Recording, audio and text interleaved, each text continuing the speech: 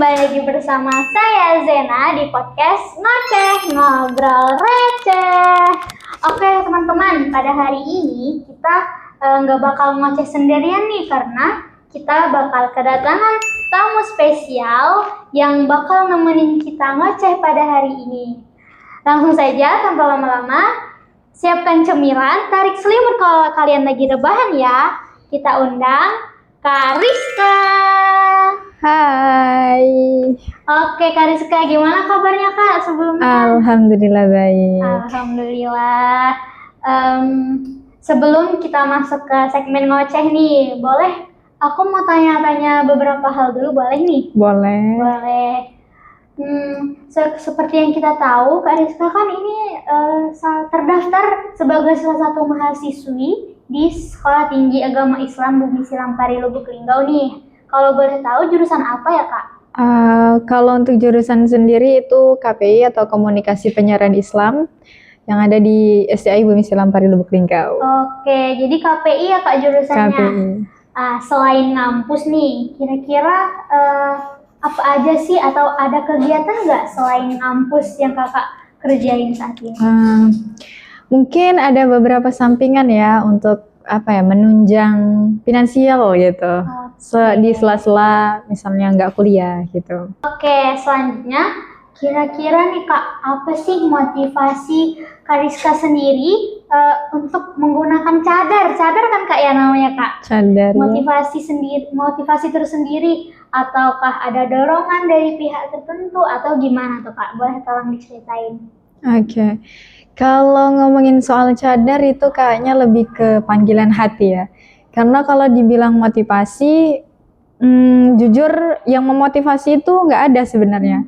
Karena dari keluarga itu nggak ada sejarahnya yang pakai cadar. Mungkin orang pertama yang pakai cadar di keluarga gitu.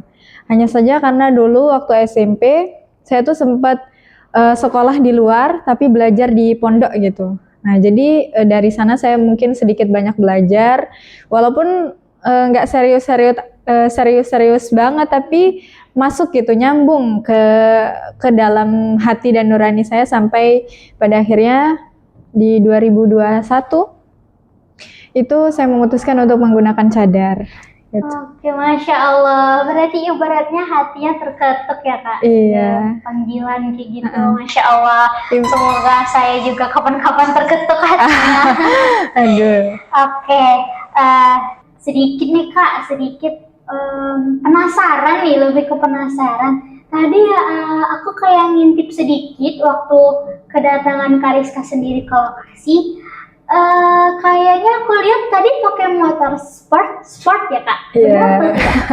Ya kebetulan pakai motor sport sih, jenis CBR 150R. Sedikit pertanyaan lagi Kak, boleh? Boleh banget. Dengan kira-kira dengan style, dengan fashion Kakak yang bercadar, menggunakan gamis, kan hampir setiap hari kan begitu, sehari-hari lah jatuhnya. Itu kira-kira menghalangi atau tidak untuk berkegiatan dengan menggunakan motor CBR itu? Motor saya, jujur tidak ya, karena kalau dibilang menghalangi tidak, karena justru menurut saya dengan menggunakan motor seperti itu malah menjadi ciri khas, menjadi personal branding tersendiri gitu.